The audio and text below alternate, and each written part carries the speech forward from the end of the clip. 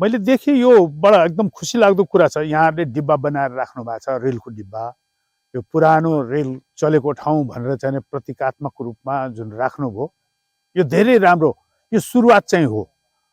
अझ यसलाई कसरी चाहिँ गरिनुपर्छ भन्ने मेरो टोटल अवधारणा हो भने, यो जब पत्ता लाग्यो यो नेपालको सबभन्दा पहिलो रेलको चल्ने ठाउँ हो र यसले एउटा इतिहास बोकेको छ, यसले एउटा गौरव बोकेको छ।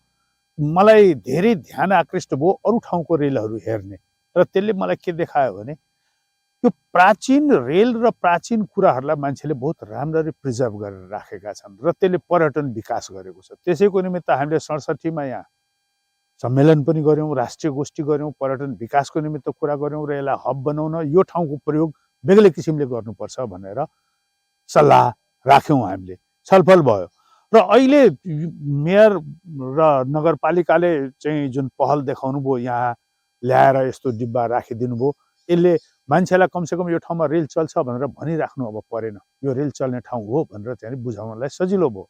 तर मेरो आफ्नो अरू योजनाहरू भन्दा एउटा चाहिँ फिडअपको निमित्त मात्रै मैले भन्न चाहिँ के चाहन्छु भने, संसारमा अहिले दुई किसिमले यो कन्जर्भेसनलाई काम गर्दैछन्। एउटा कन्जर्भेसन भनेको चाहिँ जनावरसँग अहिले जुन कन्फ्लिक्ट छ, त्यो कन्फ्लिक्टले गर्दा नियमित मान्छे मरिरहेछ। त्यो नियमित मर्ने मान्छेहरूलाई चाहिँ हामीले जोगाउनको निमित्त यो रेलवे ट्र्याकमा रेल हिँडाउने, पर्यटन विकासको निमित्त राम्रो बनाएर पुरानो रेलको डिब्बाहरू छ जनकपुरमा, वीरगञ्ज रक्सौलतिर फालिएको, त्यसलाई ल्याउने।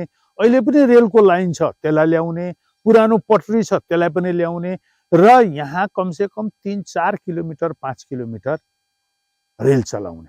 त्यो चलाउँदाखेरि यो अहिले जुन हामी जङ्गल देखिरहेछौँ, यो सामुदायिक जङ्गल हो र अहिले यही आरक्षमा, बर्दिया आरक्षमा तपाईँको 5 वटा जति बाघ, बर्दिया र बाँके आरक्षमा गरेर 5 वटा जति बाघहरू थुनेर राखिया छ।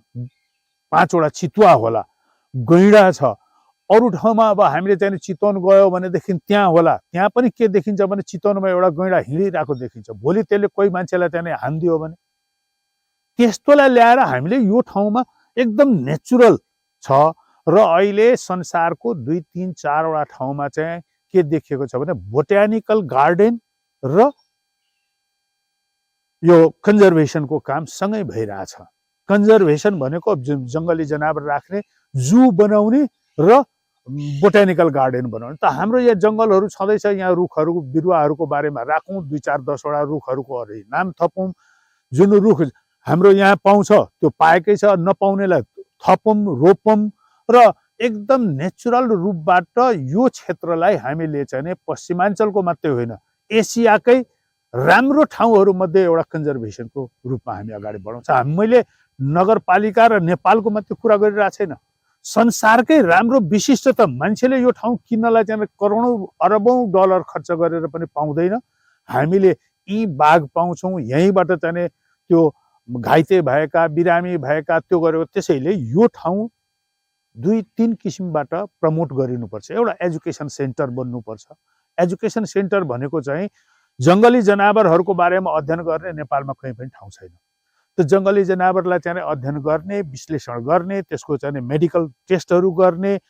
अहिले जङ्गली जनावरको पनि जसरी मान्छेको चाहिँ तपाईँले फर्टिलाइज गर्नुहुन्छ र बच्चा निकाल्नलाई सजिलो हुन्छ, हामीले त्यसको पनि अध्ययन यहाँ गर्न सक्छौँ। यो विश्वको एउटा केन्द्र बन्न सक्छ। हेर्नुहोस्, राम्रो चाहिँ घाइते भएको बाघहरूको चाहिँ ट्रिटमेन्ट गर्ने चाहिँ त्यसको निमित्त हामी राम्रो डाक्टर उत्पादन गर्न सक्छौँ।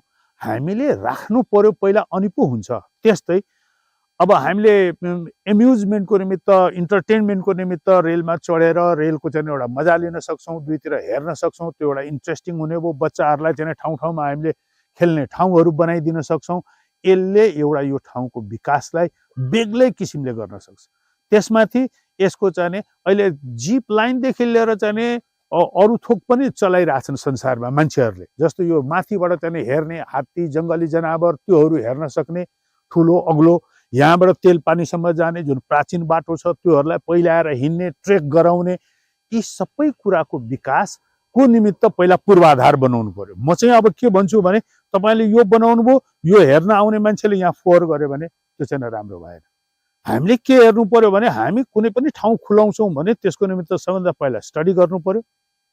अब नगरपालिकाको ध्यान केमा हुनुपर्छ भने यसको एउटा डिटेल डिजाइन र अध्ययन गरेर यसरी यसको विकास गर्ने, कुन ठाउँमा टोयलेट बनाउने, कुन ठाउँ केटाकेटी खेल्ने ठाउँ बनाउने, कसरी चाहिँ बोटानिकल गार्डन बनाउने, कुन ठाउँमा चाहिँ जनावरहरूलाई राख्ने कि हेर्दाखेरि हामीले देख्न सकियोस्, रेल हिँड्दाखेरि तिनीहरू चाहिँ अघिल्तिर आउन् र एकदम नेचुरली देख्न सकियोस्। बोटानिकल गार्डन पनि बनोस्, त्यो कन्जर्भेसन पनि होस् र मान्छेलाई चाहिँ मनोरञ्जन पनि होस्, पिकनिक स्पट पनि होस्।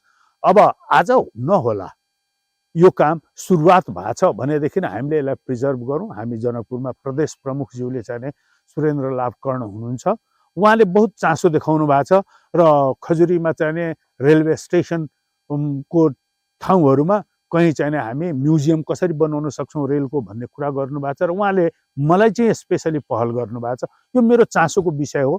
म यसको निमित्त जुनसुकै ठाउँमा गइरहेको हुन्छु, कुरा गरिरहेको हुन्छु भने उहाँले चाहिँ भन्नुभएको छ यदि त्यो मिल्यो भने त्यहाँको रेलको डिब्बा, पटरी र यी कुराहरू यहाँ पठाउन मद्दत गर्छु भन्नुभएको छ। धन्यवाद।